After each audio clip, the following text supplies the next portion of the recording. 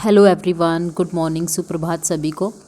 मैं मंजू स्वागत करती हूँ आप सभी का मेरे चैनल और आपके चैनल एम केमिस्ट्री में। और तो मेरी शुरुआत सुबह की 4 बजे के आसपास हो जाती है और पहला स्लॉट मेरा जो होता है वो 5:30 बजे के आसपास शुरू हो जाता है। मेरे कुछ सुबह के जो रूटीन्स हैं उनको कंप्लीट करने के बाद 5:30 बजे मैं मेरा फ़र्स्ट स्लॉट शुरू करती हूँ। और फर्स्ट स्लॉट में मैंने आपको बताया था कि मैं प्रजामंडल आंदोलन कर रही हूँ, तो मैंने सिर्फ उसी प्रजामंडल आंदोलन को आज कंप्लीट करने की कोशिश की है और वो मैंने आज कंप्लीट कर दिया है। और वो कंप्लीट किया और उसके बाद मैंने क्या किया, उसके बाद उसके PYQs सोल्व किए हैं। PYQs मैं पहले चैप्टर को कंप्लीट शुरू करने से पहले भी करती हूँ और उसके बाद जब कंप्लीट मेरा चैप्टर हो जाता है तो उसके बाद मैं दोबारा से PYQs सोल्व करती हूँ। दोनों को पढ़ने का मेरा रीज़न अलग है। फर्स्ट टाइम मैं देखती हूँ कि किस तरीके से क्वेश्चंस आ रहे हैं। सेकंड टाइम जो पढ़ती हूँ तो मुझे पता चलता है कि हाँ, इसमें जो क्वेश्चंस थे वो मैं कर पा रही हूँ, नहीं कर पा रही हूँ, और वो क्वेश्चंस कहाँ से पूछे गए हैं, तो मुझे ज़्यादा क्लैरिटी आ जाती है। तो ये काम किया है मैंने सुबह के स्लॉट में आज। और इस काम को करते करते, या फिर सुबह की मैं बात करूं कि आज सुबह से शाम तक मैंने इसी काम को किया है, प्रजामंडल आंदोलन को ही मैंने किया है। और ये काम करने से पहले मैंने एक काम और भी किया है कि जब ये मैंने कंप्लीट कर दिया था तो कंप्लीट करने के बाद मैंने एक काम किया है कि मैंने आज दोबारा से रिवीजन भी किया है। जो लास्ट में मैंने जो टॉपिक्स पढ़े हुए थे उसका रिवीजन भी मैंने शुरू किया है। और रिवीजन में मैंने गुर्जर प्रतिहार जो टॉपिक है हिस्ट्री का, उसी का मैंने रिवाइज़ किया है। रिवाइज़ करने का वही सेम मेथड है। सबसे पहले PYQ सोल्व किए, उसके बाद उस चैप्टर में जो भी मेन हेडिंग्स थी उन्हीं को रिवाइज़ किया है और उसके बाद दोबारा से फिर PYQs को मैंने किया। इस तरीके से आप चीज़ों को अच्छे से लर्न कर पाते हो, चीज़ें आपके माइंड में रहती हैं। तो ये 2 काम मैंने आज किए हैं। इसके अलावा मैंने आज पूरे दिन में कोई काम नहीं किया, बस इतना ही काम आज मेरा हो पाया है। क्योंकि बीच बीच में काफ़ी काम भी करने पड़ते हैं। और जो मॉर्निंग का जो स्लॉट है मेरा, बीच में आ जाता है कि टी ब्रेक्स भी होते हैं। उसके बाद फिर मॉर्निंग में मेरा कोई एक ड्रिंक भी होता है, वो भी मैं लेती हूँ। और उसके बाद फिर दोबारा से सुबह सुबह मॉर्निंग में बहुत सारे काम हो जाते हैं। तो इसी तरीके से मेरा ये काम आज का हुआ है। बाकी मैंने आज केमिस्ट्री में कुछ नहीं पढ़ा है क्योंकि मैं चाह रही थी कि आज मैं बस मेरा ये हिस्ट्री का ही टॉपिक है, इसको कंप्लीट करूं और लास्ट का रिवीजन करूं। कुछ मेरा आज केमिस्ट्री पढ़ने का मन भी नहीं था, तो मैंने आज वो कंप्लीट भी नहीं की और ना ही मैंने उसका कोई आज टॉपिक पढ़ा है। तो आज के व्लॉग में सिर्फ आपको यही देखने को मिलेगा कि मैंने सिर्फ अपना फर्स्ट स्लॉट कंप्लीट किया है। और जो आफ्टरनून में जो स्लॉट मेरा सेकंड होता है उसमें भी मैंने आज केमिस्ट्री की जगह मैंने हिस्ट्री को पढ़ा है।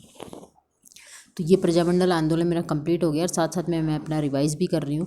और एक क्वेश्चन मेरे से पूछा गया था कि प्रजामंडल आंदोलन ख़त्म हो गया तो उसके शॉर्ट नोट्स कैसे बनाएं, तो उसका एक वीडियो मैं जल्दी ही आपको अपलोड कर दूँगी, तो आप वहाँ से देख सकते हैं कि किस तरीके से मैं अपने शॉर्ट नोट्स बनाती हूँ। और फ़िलहाल जो मेरे शॉर्ट नोट्स हैं मैं उनको अभी नहीं पढ़ रही हूँ।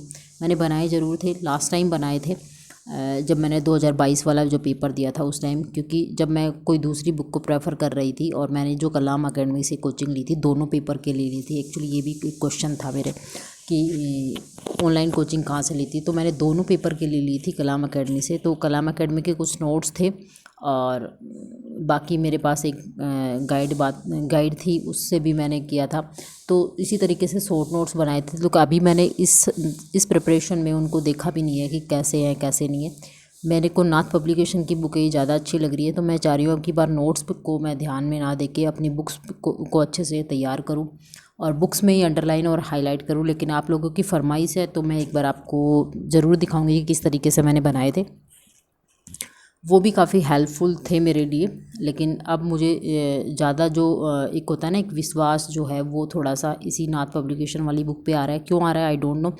जब मैंने इसको पढ़ा तो मेरा एक बिलीफ हुआ, क्योंकि मेरी जो एग्ज़ाम में मिस्टेक्स हुई थी लास्ट टाइम, जो मिस्टेक्स थी वो मिस्टेक्स बहुत सारी मिस्टेक्स ऐसी थी जो मैंने इस बुक को रीड करने के बाद मुझे लग रहा था कि अगर ये बुक मेरे पास पहले होती तो शायद वो गलतियाँ नहीं हो पाती। क्योंकि इस बुक में बहुत ज़्यादा कंसाइज तरीके से लिखा हुआ है, आपको कहीं भटकने की ज़रूरत नहीं है इधर उधर।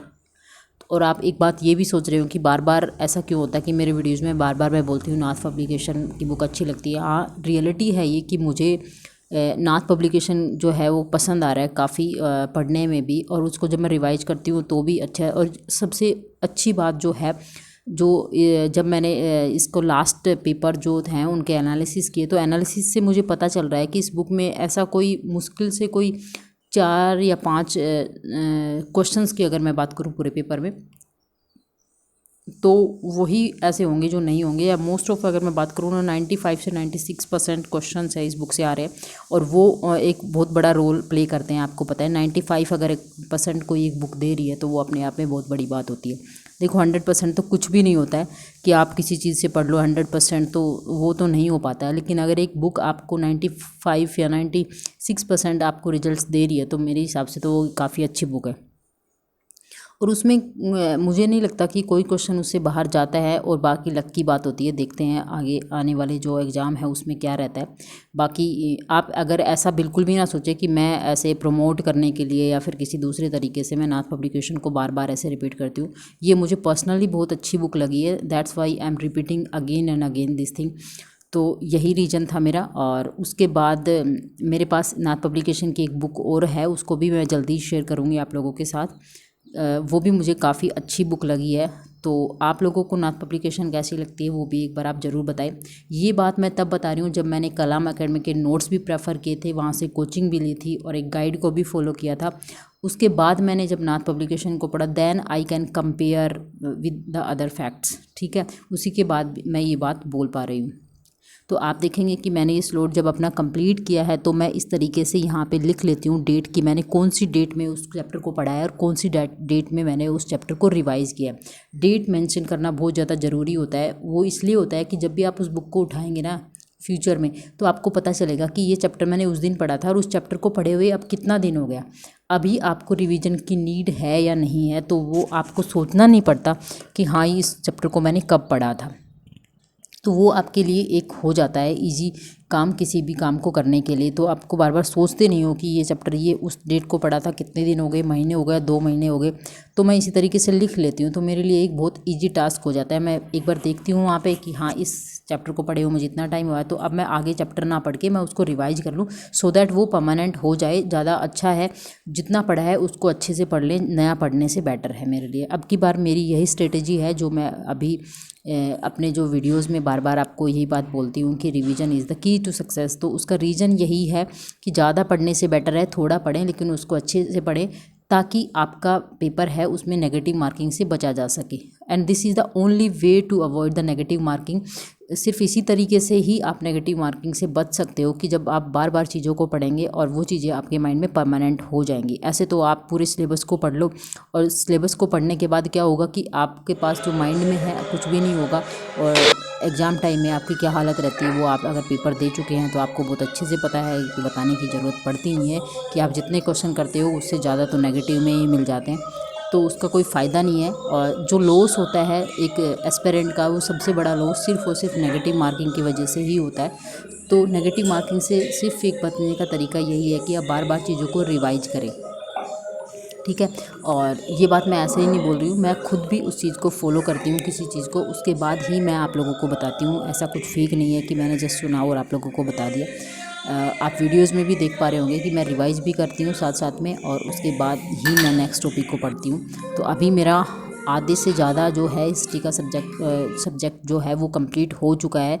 तो आज की वीडियो में इतना ही, मिलते हैं एक नए वीडियो में। तब तक के लिए स्वस्थ रहें, बने रहें, अपनी स्टडीज़ को कंप्लीट करते रहें। Thank you.